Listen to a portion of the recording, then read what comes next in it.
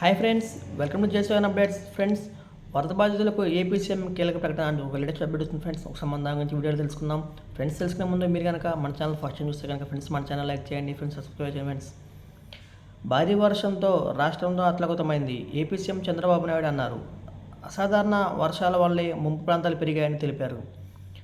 వత్సవాయిలో 32 సెంటీమీటర్ల వర్షపాతం నమోదైందని తెలిపారు.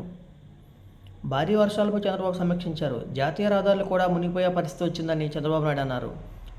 దురదృష్టవశాత్తు 9 మంది మృతి చెందారని, ఒకరు గల్లంతయ్యారని పేర్కొన్నారు. ప్రాణ నష్టాన్ని తగ్గించేందుకు చర్యలు తీసుకున్నామని తెలిపారు. రిజర్వాయర్లన్నీ నిండిపోయాయని, వీటి పిఎస్లో విద్యుత్ ఉత్పత్తి నిలిచిపోయిందన్నారు. భారీగా పంట నష్టం జరిగిందని వెల్లడించారు. రోడ్లు దెబ్బతిన్నాయని చెప్పారు. 2 హెలికాప్టర్లు, భారీగా బోట్లు అందుబాటులో ఉంచామని పేర్కొన్నారు. పరిస్థితిని సమీక్షిస్తున్నామని చెప్పారు. భారీ వర్షాలు, వరదలు ప్రజలు కూడా అర్థం చేసుకోవాలని చంద్రబాబు అన్నారు. సహాయక చర్యల్లో ప్రజలు భాగస్వామ్యం కావాలని సూచించారు. 107 క్యాంపులు పెట్టామని, 17,000 మందిని తరలించామని అన్నారు. ప్రమాదాలు జరగకుండా అన్ని జాగ్రత్తలు తీసుకుంటామని తెలిపారు. వరద ముంపు ప్రాంతాలకు బోట్లు పంపించామని అన్నారు.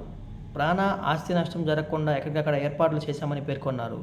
వరద బాధితులకు 25 కేజీల బియ్యం, కేజీ పంచదార, ఆయిల్, ఉల్లి, బంగాళదుంపలు ఇవ్వాలని నిర్ణయించామని తెలిపారు.